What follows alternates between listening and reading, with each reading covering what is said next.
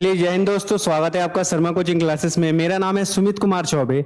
आज मैं आप लोगों के सामने फ्रेंड्स एडीओ का आपका सेट नंबर 4 करवाऊंगा, जिसके अंतर्गत हम पढ़ेंगे 61 से लेकर आपका 80 तक के क्वेश्चंस, और आप लोग आंसर जरूर कमेंट कीजिएगा। ठीक है, तो अब क्या करेंगे, इसके मतलब जो भी लेक्चर्स आएंगे नेक्स्ट आएगा उसमें हम क्या करेंगे, पूरा अच्छे से और भी डिटेलिंग करेंगे और अच्छे से आप नोट्स बना लीजिएगा और एक एक पॉइंट को बहुत अच्छे से हम कवर करेंगे। तो चलिए स्टार्ट करते हैं। आज का है ये एडीओ का सेट नंबर 4 है, ठीक है। और सेट नंबर 4 के अंतर्गत हम 61 से 80 तक के क्वेश्चन करेंगे। रेगुलर आप क्या कीजिए, रेगुलर सेट्स को अटेंड कीजिए, जिससे कि क्या है आपका निरंतर तैयारी होता रहे, बीच में आपका ब्रेक ना हो। ठीक है, तो आइए चलिए स्टार्ट करते हैं। ये आपका सेट नंबर 4 है, ठीक है। चलिए अब हम लोग देखते हैं। चलिए पहला प्रश्न हमारा क्या कहता है। पहला प्रश्न हमारा है कि सूचना का अधिकार अधिनियम में कितने धाराएं और अध्याय होते हैं।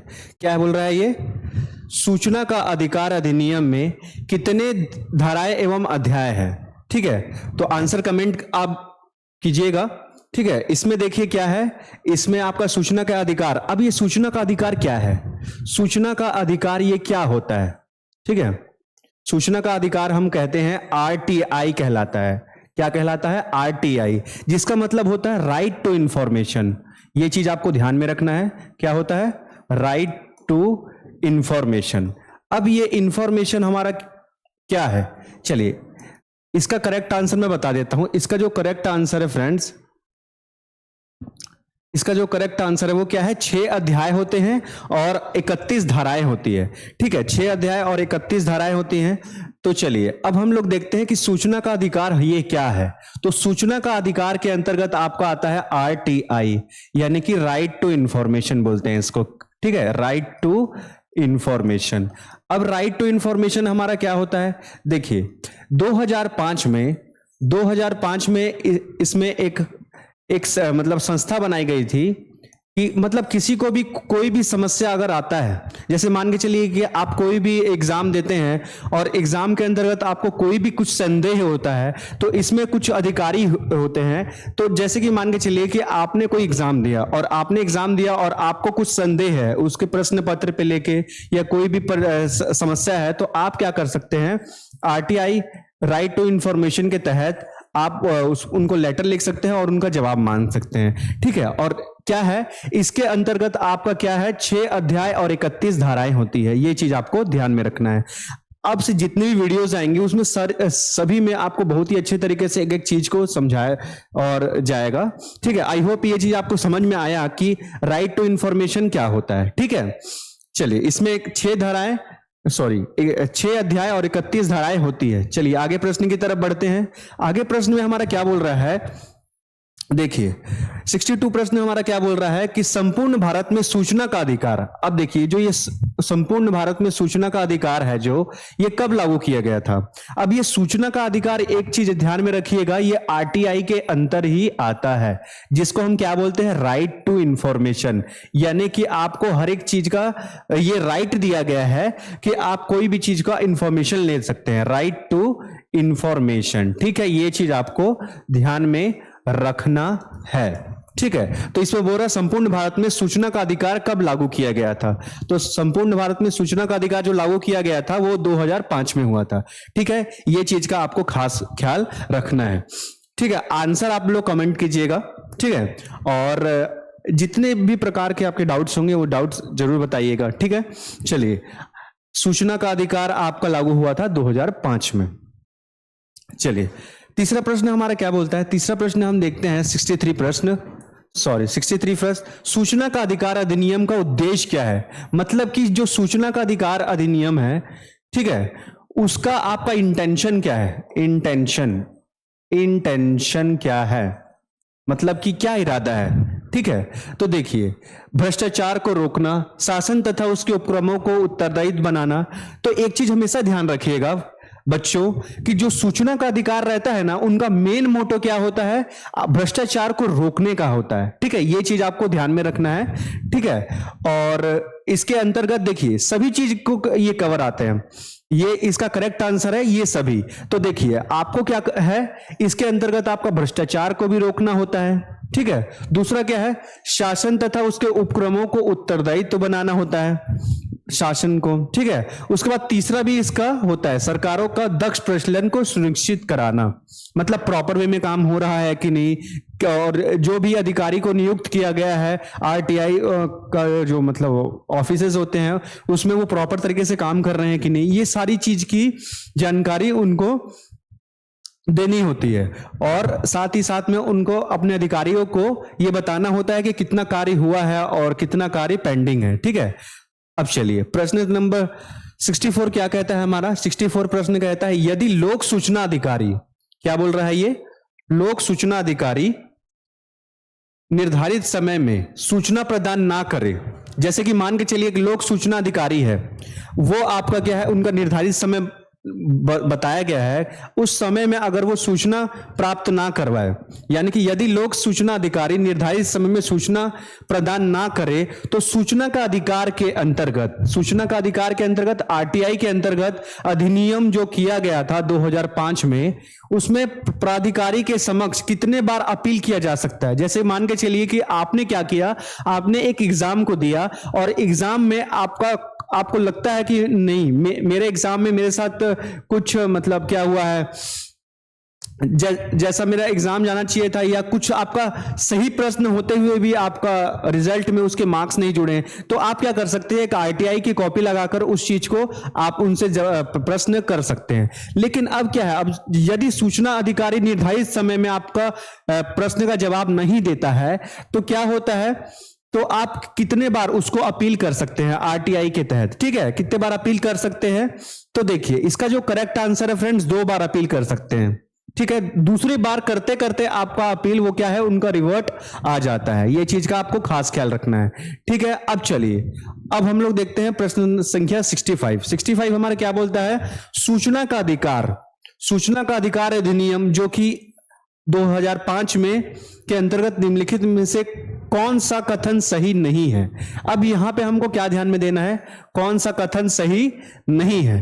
तो एक चीज ध्यान में रखिए, इसमें आपको आंसर कमेंट करना है कि सूचना का अधिकार अधिनियम 2005 के अंतर्गत कौन सा कथन सही नहीं है। इस चीज पे आपको बहुत ही ज्यादा ध्यान देना है। देखिए क्या कथन सही नहीं है, यदि सूचना केंद्रीय राज्य सार्वजनिक सूचना पदाधिकारी संबंध है तो 40 दिनों के भीतर देना होगी। मतलब क्या बोलना चाह रहा है कि अगर केंद्र और राज्य सार्वजनिक सूचना पदाधिकारी से संबंधित होता है तो उनका जो मतलब उनको जो आंसर है, ठीक है, वो कितने दिनों में देना होगा, उनको 40 दिनों के भीतर उसका आंसर देना होगा, ठीक है। चलिए 66 क्वेश्चन देखते हैं, क्या बोल रहा है, सूचना का अधिकार अधिनियम कब पारित हुआ था। तो सूचना का अधिकार अधिनियम पारित किया गया था आपका 12 मई 2005 को। कब पारित किया गया था, ठीक है। अब देखिए सूचना का अधिकार अधिनियम तो पारित तो कर दिया गया था 11 मई 2004 को, लेकिन उसको लागू कब किया गया था, लागू अगर पूछेगा, देखिए यहां पे इससे 2 सवाल आपका बनता है। क्या बनता है कि सूचना का अधिकार अधिनियम कब पारित किया गया था और मतलब उसको मतलब यूज में मतलब लागू कब कर दिया गया था। तो लागू जब होगा तो आपको 12 मई 2005 होगा, और अधिनियम कब पारित किया गया था मतलब उसको सेंशन किए थे आपका 11 मई 2004 को। ये चीज आपको ध्यान में रखना है फ्रेंड्स, ठीक है। आंसर कमेंट कीजिएगा। चलिए अब देखिए 67 प्रश्न हमारा क्या कहता है, इसमें आपको ध्यान देना है और आंसर कमेंट करना है। 67 प्रश्न हमारा ये कहता है कि किस धारा के अनुसार, मतलब कौन से धारा के अनुसार केंद्रीय मुख्य सूचना आयुक्त 5 वर्षों को की पदावधि के लिए पद धारण करेगा। मतलब कि देखिए कोई भी इंसान अगर नियुक्ति करते हैं जिसका, ठीक है, यानी जितने भी मंत्रिमंडल में नियुक्ति होती है और जितने भी मतलब अलग अलग क्षेत्र में नियुक्ति की जाती है सरकारी क्षेत्र में, तो एक चीज आपको सबसे ज्यादा ध्यान देना है फ्रेंड्स कि उनका एक पर्टिकुलर धारा के तहत वो नियुक्त किए जाते हैं। क्यों ऐसा क्यों होता है, क्योंकि क्या है कि अगर उनसे कई कुछ मतलब मिस्टेक हो जाए तो वो उसमें पूरा लिखा होता है। जैसे कि कोई भी मंत्री को अगर नियुक्त किया गया तो उनका क्या है, अपॉइंटमेंट लेटर मिलता है, ठीक है। जैसे कि आप क्या बोलते हैं, प्राइवेट सेक्टर में भी और गवर्नमेंट सेक्टर में भी आप देखें कि एक अपॉइंटमेंट लेटर मिलता है, उसमें सारी चीजें लिखा रहता है कि आपको इस धारा के तहत आपको ये नियुक्ति की गई है, और उसमें आपका पूरा रूल्स एंड रेगुलेशंस लिखे रहता है कि अगर इस चीज को, अगर कानून को अगर कोई नहीं मानता है तो उसके अंतर्गत फिर क्या होता है। इसीलिए देखिए क्या बोल रहा है, किस धारा के अनुसार केंद्रीय मुख्य सूचना आयुक्त की पदाविधि के लिए पद धारण कर सकते हैं। तो एक चीज ध्यान रखिएगा, अब 4 धाराएं हैं, आप लोग आंसर कमेंट कीजिएगा। 4 धाराएं में से आपका क्या है, धारा 12 के तहत क्या होता है, केंद्रीय मुख्य सूचना आयुक्त 5 वर्षों की पदावधि के लिए पद धारण करेंगे। लेकिन अब यहां से मैं आपको एक डिटेलिंग करके बताता हूं कि यहां पे जो मुख्य सूचना आयुक्त का जो आपका जो कार्यकाल होता है वो तो 3 वर्ष का होता है। ये चीज आपको ध्यान में रखना है। कितने का होता है, 3 वर्ष का होता है। लेकिन अगर वो 5 वर्ष के लिए वो हो रहे हैं, 5 वर्ष के लिए हो रहे हैं, तो आपका धारा 12 के तहत उनको नियुक्ति की जाएगी। ठीक है फ्रेंड्स, आई होप ये चीज आपको बहुत ही अच्छे से क्लियर हो रहा होगा। और जितने भी अब से नए जो टेस्ट होंगे, टेस्ट सीरीज जो होंगे एडीओ की, उसमें पूरे प्रॉपर वे में आपको अच्छे तरीके से डिटेलिंग प्लस पीडीएफ भी आपको प्रोवाइड की जाएंगे। ठीक है, तो आप निरंतर पढ़ते रहिए। चलिए प्रश्न संख्या हम 68 की तरफ बढ़ते हैं। अब सूचना का अधिकार, अब सूचना का अधिकार में शामिल है। अब ये सूचना का अधिकार किस में शामिल है, देखिए सूचना का अधिकार आपका शामिल किस में है का आंसर कमेंट कीजिएगा। देखिए सूचना का अधिकार क्या है, इन सभी में शामिल है। कैसे, देखिए इसमें है आपका कृति दस्तावेजों के अभिलेखों का निरीक्षण, यानी कि इंस्पेक्शन करना, यानी कि जो भी आपका दस्तावेज है, ठीक है, मतलब उस सरकारी के तहत जो भी दस्तावेज है या अभिलेख है उनका निरीक्षण करना, इंस्पेक्शंस करना, सामग्री के प्रमाणित नमूने को लेना, और दस्तावेजों और अभिलेखों, क्या बोल रहा है, दस्तावेजों और अभिलेखों के टिप्पणी उदाहरण प्रमाणित लेना। ठीक है, ये चीज आपको ध्यान में रखना है। ठीक है, चलिए अब हमारा क्या है, 69 प्रश्न क्या है, आप लोग आंसर कमेंट कीजिए। 69 प्रश्न हमारा ये कहता है कि देखिए निम्न में से किन को सार्वजनिक हितों में सरकार द्वारा प्रकट किया जाता है। मतलब ये प्रश्न क्या बोलता है, देखिए अब से हमको हर चीज का मैं आपको वाई बताऊंगा कि कोई भी चीज हो रहा है वो क्या है और क्यों है। ठीक है, जिससे कि आपको यह चीज पता चलेगा कि कोई भी चीज क्या है और किस तरीके से वर्क कर रहा है। देखिए तो क्या बोल रहा है, निम्न में से किन को सार्वजनिक हित, सार्वजनिक हित आप जानते हैं जिससे सबका कल्याण हो, सार्वजनिक हित में सरकार द्वारा प्रकट किया जाता है।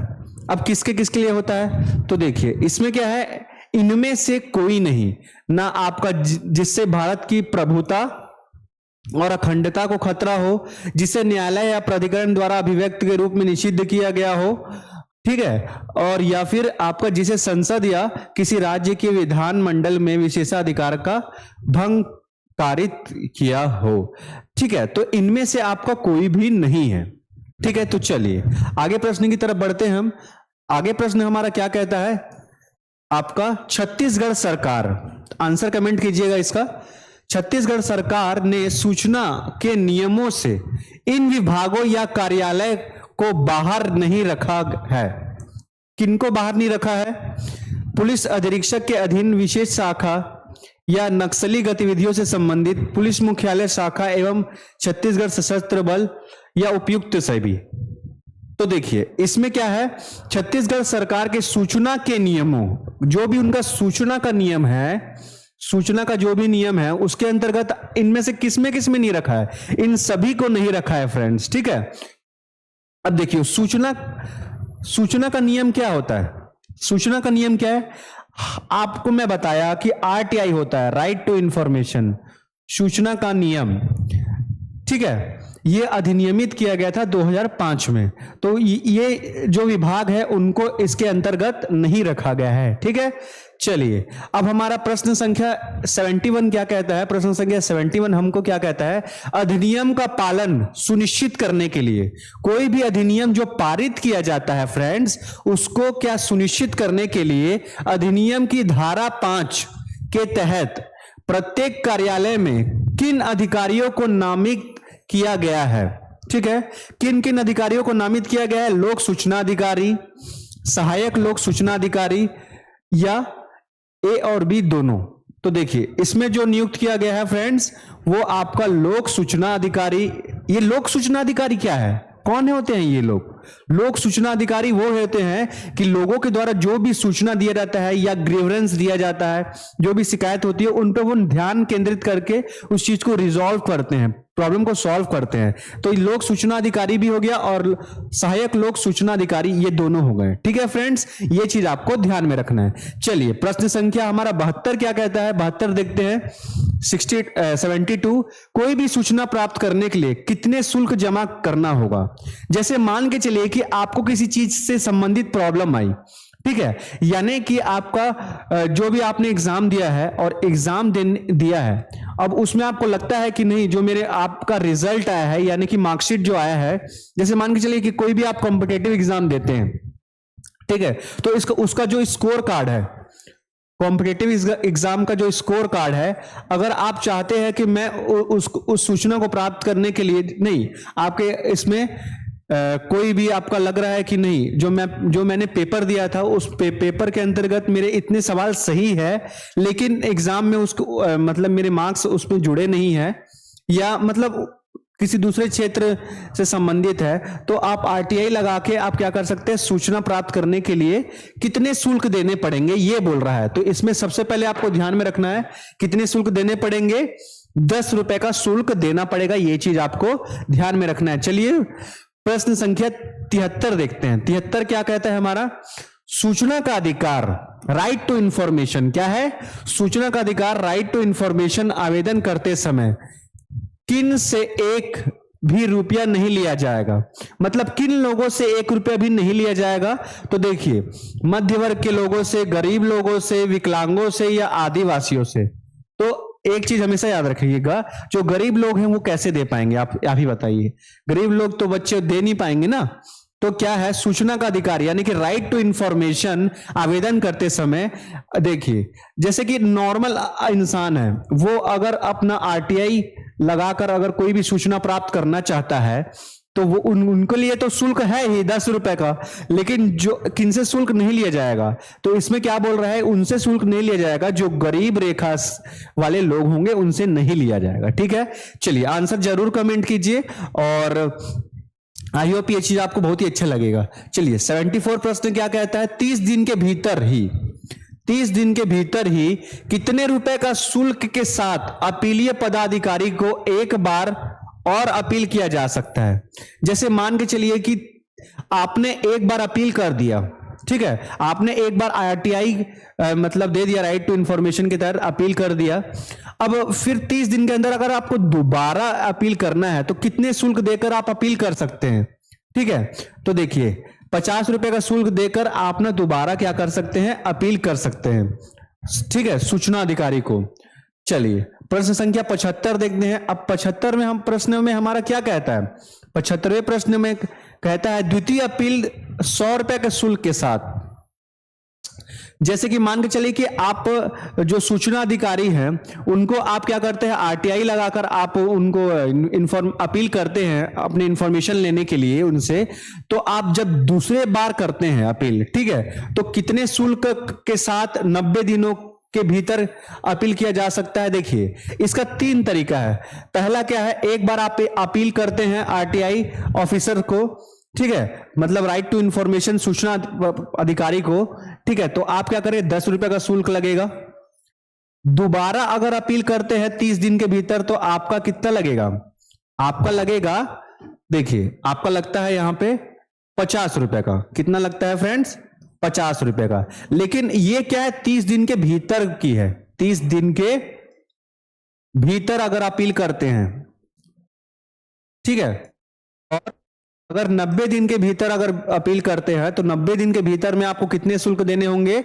100 रुपए का शुल्क देकर अपनी आरटीआई की कॉपी लगाकर उनसे पूछना होगा। राइट टू इंफॉर्मेशन के तहत आप उनसे मतलब वो क्या इंफॉर्मेशन ले सकते हैं कि हमारा जो प्रॉब्लम है उसका रिजॉल्व कैसे मतलब ले सकते हैं, ठीक है, कि किस तरीके से रिजॉल्व करके उनके तरफ से आंसर आता है, ठीक है। चलिए अब हमारा क्या है सूचना आयोग को, अब देखिए द्वितीय अपील जो 100 रुपए का शुल्क है वो 90 दिनों के भीतर किसके अपील किया जा सकता है, किससे अपील किया जा सकता है, तो सूचना आयोग को आप अपील कर सकते हैं, ठीक है। इसका राइट आंसर क्या है, द्वितीय अपील 100 रुपए के शुल्क के साथ 90 दिनों के लिए भीतर अपील किया जा सकता है, लेकिन किसको अपील किया जा सकता है, सूचना आयोग को, ठीक है। ये चीज आपको ध्यान में रखना है, आंसर कमेंट कीजिएगा। चलिए अब हमारा 76 प्रश्न क्या कहता है कि छत्तीसगढ़ राज्य के प्रथम मुख्य सूचना आयुक्त थे, कौन थे, आंसर कमेंट कीजिए। थे श्री के विजयवर्गीय, कौन थे, श्री के विजयवर्गीय थे, ठीक है। एक चीज आपको ध्यान में रखना है। अब चलिए अब हमारा 77 प्रश्न क्या करता है, आंसर कमेंट कीजिए जल्दी से। सूचना का अधिकार अधिनियम कहां कहां लागू है। अब देखिए सूचना का अधिकार अधिनियम क्या है, तो अभी हम शुरू से वही चीज कहते आ रहे हैं, डिटेलिंग कर लेते हैं इसका थोड़ा। सूचना का अधिकार अधिनियम कहलाता है राइट टू इंफॉर्मेशन, ठीक है। क्या है ये, राइट टू इंफॉर्मेशन, ठीक है। इसी को हम लोग बोलते हैं सूचना का अधिकार, जो कि आपका पारित किया गया था 2005 में, ठीक है फ्रेंड्स, 2005 में पारित किया गया था। तो वही कहना चाह रहा है कि सूचना का अधिकार अधिनियम अब कहना यह चाहता है आपसे कि यह कहां कहां पे पारित किया गया है, ठीक है। सूचना का अधिकार अधिनियम कहां कहां पे लागू है, तो देखिए आंसर कमेंट कीजिएगा। देखिए सूचना का अधिकार अधिनियम सभी जगह पे लागू है, कहां पे, राज्य सरकार के सभी कार्यालयों में, जितने भी राज्य सरकार है यानी कि स्टेट गवर्नमेंट है उनके सभी कार्यालयों में। दूसरा, शासन द्वारा नियंत्रित वित्त पोषित समस्त निकायों में, मतलब कि आपका क्या है बोलते हैं आयकर या फिर वित्त जो चीज होती है। अब वित्त क्या होता है, वित्त का मतलब होता है जैसे कि आप जानते हैं ना, वित्त मंत्री होता है, यानी कि जो पैसों का जो पूरा राष्ट्रीय आय या पूरा लेन देन सभी चीज की जानकारी उनके पास होती है। वित्त मंत्रालय भी होता है, ठीक है। आपने देखा होगा आयकर विभाग जिसको कहते हैं, वही आपका क्या है, शासन द्वारा नियंत्रित वित्त पोषित समस्त निकायों में, और गैर सरकारी जो कि मतलब सरकारी के अंतर्गत नहीं आते हैं, गैर सरकारी संस्थाओं में भी इसका अधिकार है। चलिए 78 प्रश्न हमारा क्या कहता है फ्रेंड्स, 78 प्रश्न हमारा यह कहता है छत्तीसगढ़ राज्य के वर्तमान में मुख्य सूचना आयुक्त हैं, मतलब इनके बताइए कि छत्तीसगढ़ के वर्तमान समय में कौन मुख्य सूचना आयुक्त हैं। एम के रावत, श्री के विजयवर्गीय, श्री सर जीएस मिंज और रघुवीर दास। चलिए आंसर कमेंट कीजिए इसका, तो इसका करेक्ट आंसर है एम के रावत, ठीक है। अब देखिए, अब छत्तीसगढ़ राज्य के वर्तमान, ये जो वर्तमान में मुख्य सूचना आयुक्त अधिकारी हैं वो है हमारे एम के रावत, ठीक है।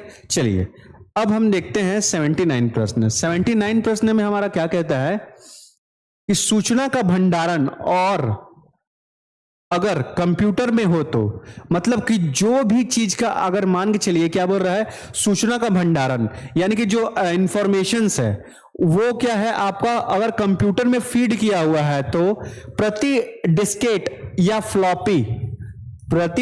या फ्लॉपी में उपलब्ध कराने हेतु, मतलब किसी को फ्लॉपी में या आपका डिस्केट में अगर चाहिए तो कितने रुपए जमा करने के बाद उनको वो चीज प्राप्त हो सकता है। जैसे मान के चलिए राइट टू इंफॉर्मेशन के तहत आपने कुछ अपील किया पैसा लगा के, ठीक है, तो वो तो अब अधिकारी के पास चला गया है, जो मतलब सूचना पदाधिकारी होते हैं उनके मतलब पास चला गया है।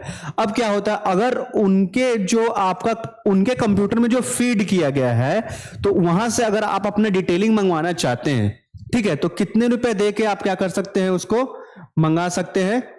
तो आपका वो हो जाएगा, देखिए वो आपका हो जाएगा 50 रुपए देकर आप मंगवा सकते हैं, ठीक है।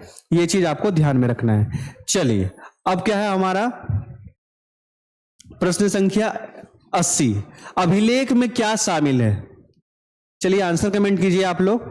अभिलेख में क्या शामिल है? तो अभिलेख में चलिए कोई भी दस्तावेज, पांडुलिपि या फाइल, ठीक है, किसी भी दस्तावेज या आपका माइक्रो फिल्म्स, ए और बी दोनों, ठीक है, इनमें से कोई नहीं। तो आंसर कमेंट कर दीजिए इसमें। चलिए इसका जो करेक्ट आंसर है बच्चों, ए और बी दोनों, यानी कि अभिलेख तो आप लोग जानते ही हैं क्या होता है। कोई भी दस्तावेज या पांडुलिपि का फाइल या फिर किसी भी दस्तावेज की माइक्रो फिल्म, मतलब शॉर्ट फिल्म्स जो होते हैं ना, उसी को हम लोग क्या बोलते हैं? शॉर्ट फिल्म्स को आपको माइक्रो फिल्म्स कहा जाता है, ठीक है, शॉर्ट फिल्म को माइक्रो फिल्म्स कहा जाता है। तो अभिलेख में ये सारे चीज शामिल हैं, ठीक है। तो देखिए आज के इस वीडियो में हम लोगों ने बहुत ही अच्छे तरीके से ये 20 क्वेश्चंस जो कि सेट पेपर 4 के अंतर्गत हम लोगों ने पढ़ा, और आपने इसको अच्छे से पढ़ा भी।